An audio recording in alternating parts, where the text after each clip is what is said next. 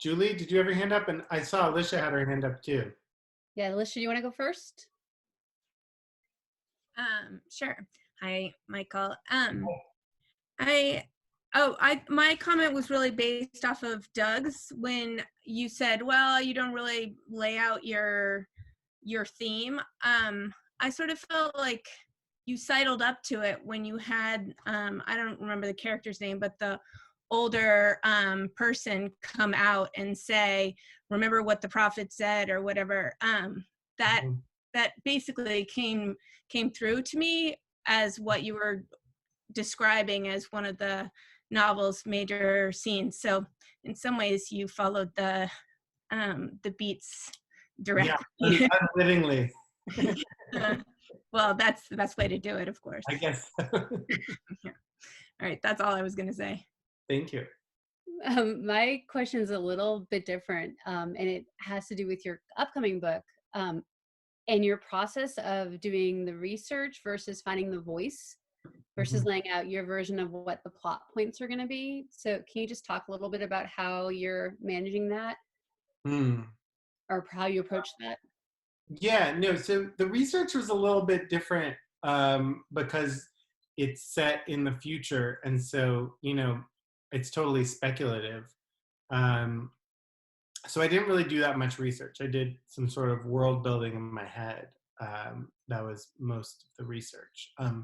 And so, yeah, it was, and I had the plot points because, it's a retelling of the Book of Esther. So, I have the major plot points to begin with.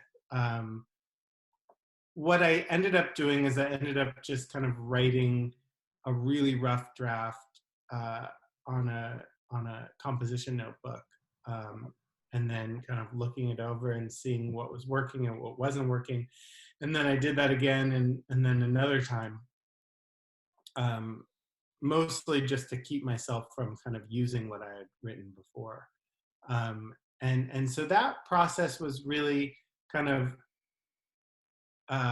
honing the plot points and trying to make them work, um, and also at the same time building out the world a little bit. And I think that a lot of that work ended up being in between drafts, for both those things.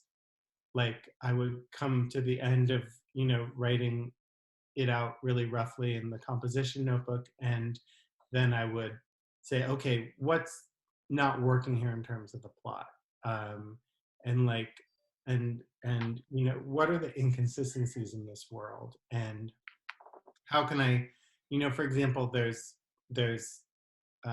in this world there's uh, astronomy is really important, slash astrology, and so that wasn't really present at all in previous drafts, and so I had to kind of be like, okay, I want to work in the astronomy, and like here's where I'm going to do that, and like let me read a couple books about astronomy, and so that's kind of how my research ended up working out in this book, which is very different. So in a way, I guess my research and my world building were kind of happening at the same time, because I was creating it, which is very different than previous books where I would, read a bunch about the various time or places that I was writing about and kind of ingest all this stuff and, take notes and whatnot, and then kind of set it aside and write. So, Michael, when you said that that you draft, that you draft in longhand in a composition book, and that was kind of part of your side writing. So how in depth were these drafts? I mean, I remember Arco Istanbul. You actually drafted. You said 7 times, and each time you finished, you would just close it and start again, and not draft on top, not edit on top, which I think is what most writers do.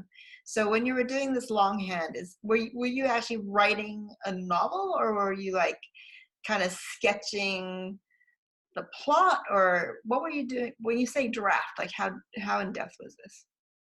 It was like it probably felt like a composition notebook and a half. So, I don't know how many words. It's probably like, I don't know, 20,000 words or something like that. But not, mostly just kind of sketching, like, I was writing the scenes and writing everything out. There was no like ellipses or anything like that. But I wasn't trying to, have my prose be really working or, anything like that. I was just trying to sort of find the characters and find the plot and figure out what this world was like and how this character fit into it. Mm-hmm. So we can say that your process is kind of like sketching it a few times before you actually. Yeah, I mean, you might compare it to like like an artist, a visual artist doing a study for a painting. Mm-hmm. Mm-hmm. So when you started to paint, did you go back to the archival stampable process where you actually draft and then discard the draft and start again?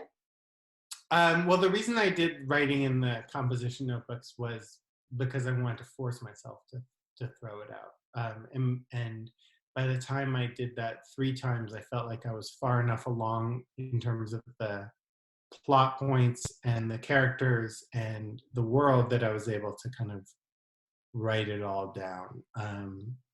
And then what I did, once I sort of transmitted it to the Word document is when I came to the end of that 4th draft, I really went through it and figured out, what I wanted to keep, what I wanted each chapter to look like and how what I had fit into, my vision of what it would be. Mm-hmm. And so which draft are you at now? 5. On 5? Hopefully second to last, but who knows? All right. Who knows? I also remember the analogy that you gave me when you were working on the 2nd book of your of approaching the runway and whether the tray table was up and whether the landing gear was down. And then I check in and go, so where is it now? I thought you were landing. And you go, oh no, crosswinds. We have to go around and reapproach. I always thought that was fantastic, that analogy. Yeah, it ended up being a really tortured metaphor. Does anyone else have any questions for Michael? Don't be shy. Oh, look, lots of people. Chris, you want to go first and then Eric after? Yeah, this is actually a follow-up question. So when you do these sort of iterative drafts, how do you not get totally bored of your book? Like, do you take a break from it, or do you like do a lot of drugs, or like how do you wipe your brain clean? I usually take a break. I usually take a couple months break between drafts, and that's usually sufficient to kind of allow me to see it with new eyes. Yeah, that's mostly what I do. But I feel like it's less of a question of getting bored than it is a question of getting complacent. And maybe those are sort of 2 sides of the same coin. But for me, I can just be like, oh, yeah, this is working pretty well. Like, I'm just gonna stick with it. But then, 3 months later, if I look at it, I'll be like, oh gosh, So I think that's really a big. So you do reread them, like when you have this sort of like this notebook, you actually go back and reread your writing. Yeah, with the early drafts, I didn't really, because that wasn't like so important. It sort of the process of writing was etching it in my head in a way. And so when I came to the end of the 1st or 2nd draft, I already kind of knew what I wanted to do with the next draft and how that was going to work. And sometimes I just end up writing the same scene again without having reread it. So, I guess that's a sign that that's something I want to keep. Eric, you had a question? Yes, thank you. Michael, I write typically in the short form, flash fiction, short stories. And for a variety of reasons, I've never wanted to tackle a novel, largely because I guess I like the satisfaction of the shorter project where I can start something and finish it.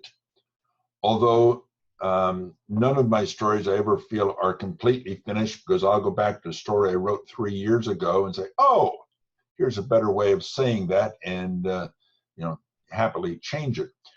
When you write, do you write to a deadline? What keeps pulling you through a longer story? I don't know. God, I don't really write to a deadline. Just art. Okay. I don't know. My own compulsion. It's like some combination of those three. That's good enough. Thank you.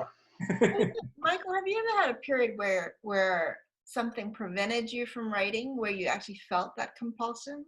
You hear some writers say that they write because they must. Like, do you feel that? Do you find yourself like writing on the back of napkins? I mean, I've definitely recently, I went through 2 sort of, I think 4 or 5 month periods in the past 4 or 5 years where I didn't write for various reasons.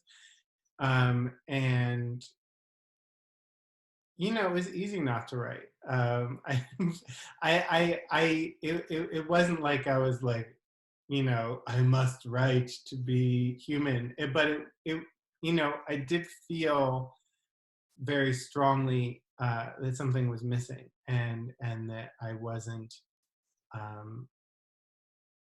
I always feel better when I write, even if it's a bad writing day. I think there's something nice about just sitting with yourself and language and a story, and trying to puzzle it out, and failing and going to it again. And if that's not doing it for you, then you're really gonna have a tough time, because it's not a particularly rewarding or quick process. So I think that you really have to find that joy in the actual practice of writing, which is not to say it's not super easy to not write.